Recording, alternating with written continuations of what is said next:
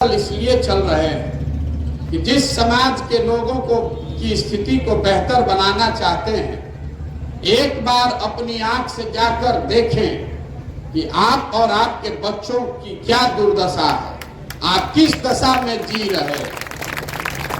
आपने हमने किस्सा कहानी में सुना है, पुराने जमाने में जो राजा होता था वो भेष बदल के राजा रात में निकलते थे, ये देखने के लिए कि प्रजा को क्या कष्ट है।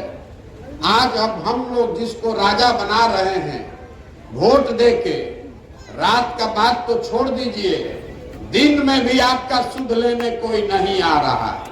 आप परेशान हैं लेकिन कोई आपसे पूछने नहीं आ रहा है। तो हम चले हैं देखने और साथ में आपको ये भी बताने कि आप इस दुर्दशा में क्यों हैं, इससे कैसे निकल सकते हैं।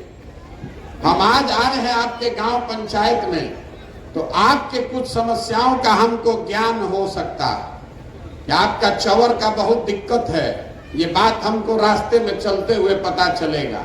लेकिन आप तो यहीं रहते हैं, आपको तो सारी समस्या पता है।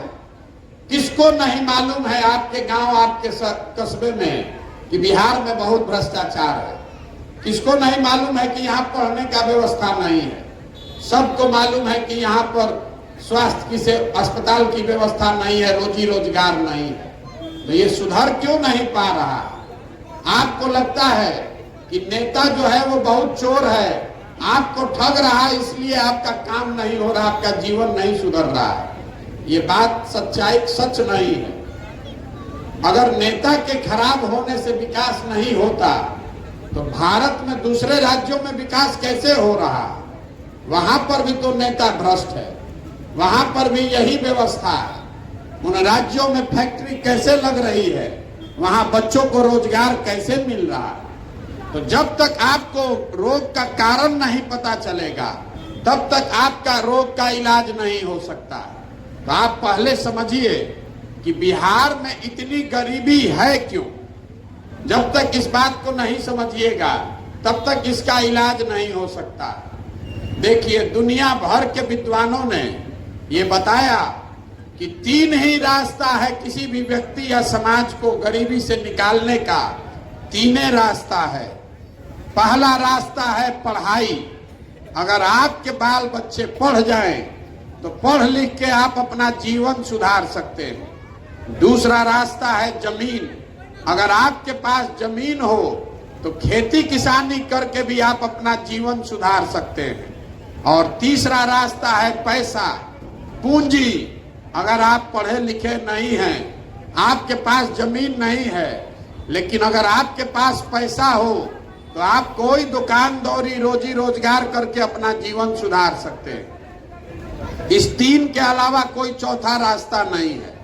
आप बिहार को ध्यान से देखिएगा, अपने पंचायत को भी ध्यान से देखिएगा, तो आपको पता चलेगा कि यहाँ रहने वाले ज्यादातर लोग के पास ये 3 में एक को चीज नहीं है। आपके बच्चे जो यहाँ गरीब के बच्चे हैं, जो पढ़ने जा रहे हैं, स्कूल में पढ़ाई हो ये नहीं रहा, स्कूल में पढ़ाई नहीं हो रहा है, वहाँ खिचड़ी बट रहा है। आप में से कुछ लोग हैं जो अपने बच्चों को प्राइवेट स्कूल में पढ़ा रहे हैं। तो मेरे भाई, प्राइवेट स्कूल में पढ़ाने से भी आपका भला नहीं होने वाला है, क्योंकि स्कूल भले आप प्राइवेट में पढ़ा दीजिए, कॉलेज तो सरकारी ही जाना पड़ेगा। तो यहाँ स्कूल में खिचड़ी बट रहा है, कॉलेज से डिग्री बट रहा है, पढ़ाई दोनों में कहीं नहीं हो रहा है। जब आपके बच्चे पढ़ेंगे ही नहीं तो मजदूर नहीं बनेंगे तो कलेक्टर बनेंगे। और ऐसा नहीं है कि बिहार में शिक्षा पर खर्च नहीं हो रहा है। इस गरीब बिहार में, इस आंकड़ा को याद रखिएगा, इस गरीब बिहार में हर साल आपका हमारा सरकार 40,000 करोड़ रुपया 40,000 करोड़ रुपया बच्चों के पढ़ाई पर खर्च किया जा रहा है। और ऐसा दुर्दशा है कि 40,000 करोड़ रुपया खर्चा होने के बाद 40 को बच्चा भी पढ़ के नहीं निकल रहा है। तो पढ़ने की सुविधा यहाँ लोगों की नहीं है। तो आपको दूसरा रास्ता मैंने बताया, खेती। खेती करके आप अपना जीवन क्यों नहीं सुधार पा रहे हैं? वो इसलिए कि बिहार में रहने वाले 100 में 60 आदमी के पास एक धूर जमीनें नहीं है। यहाँ 75 साल में भूमि सुधार को लेकर कोई काम नहीं किया गया। नतीजा ये हुआ कि 100 में 60 आदमी के पास जमीन है ही नहीं। जो 40 आदमी के पास जमीन है उसमें 35 आदमी ऐसा है जो 2 बीघे से कम का मालिक है। तो जो बिहार में खेती हो रही है ये कमाने वाली खेती नहीं है, ये खाने वाली खेती है। आपके खेत में उतना ही उपजता है कि आपका और आपका बाल बच्चे का पेट भर जाए, उससे आमदनी का जुगाड़ नहीं है। तो आपके पास शिक्षा है नहीं, खेती से आमदनी का जरिया है नहीं। तीसरा रास्ता मैंने आपको बताया, पैसा। अगर पैसा होता तो कुछ नहीं करते, 5 को गाय भैंस रख लेते। अपने गांव में आप किराना का, फार्चून का, खाद का दुकान खोल लेते। कुछ ना कुछ आप काम कर सकते थे। तो वो क्यों नहीं कर पा रहे हैं? वो इसलिए पास पढ़ाई है नहीं, खेती है नहीं, रोजी रोजगार व्यापार के लिए पूंजी है नहीं। तो आप गरीबी से निकलिएगा कैसे? जितना हाथ पांव मारना है मार लीजिए, जिसको वोट देना है दे लीजिए। सरकार कोई योजना लेकर चली आए, चाहे सड़क बन जाए, बिजली आ जाए, आपकी गरीबी नहीं खत्म हो सकती है। बिहार में तब तक गरीबी नहीं खत्म होगा जब तक यहाँ के बच्चों के पढ़ने की व्यवस्था नहीं हो, जब तक यहाँ लोगों को जमीन नहीं दिया जाए और घर घर महिलाओं को, युवाओं को सरकार पैसा देकर पूंजी उपलब्ध न कराए।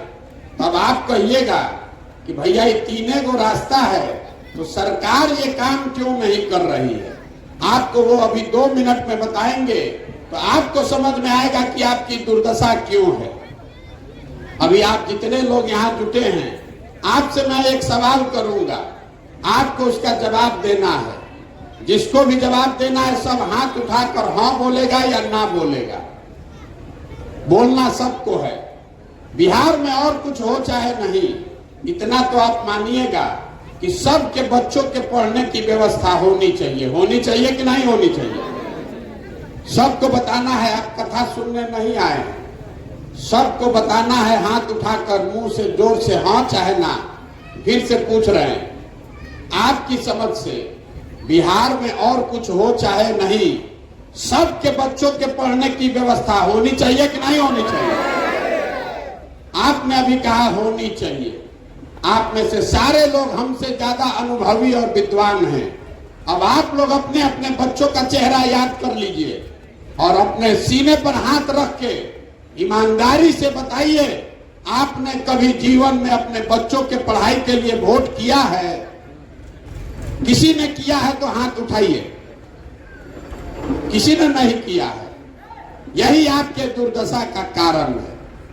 आपको लग रहा है कि नेता आकर बिहार सुधार देगा।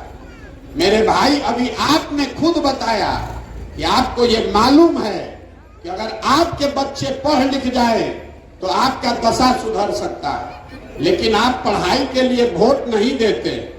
तो जो ताला खोलना है उसका चाबी लगाइएगा नहीं तो ताला खुलेगा कैसे?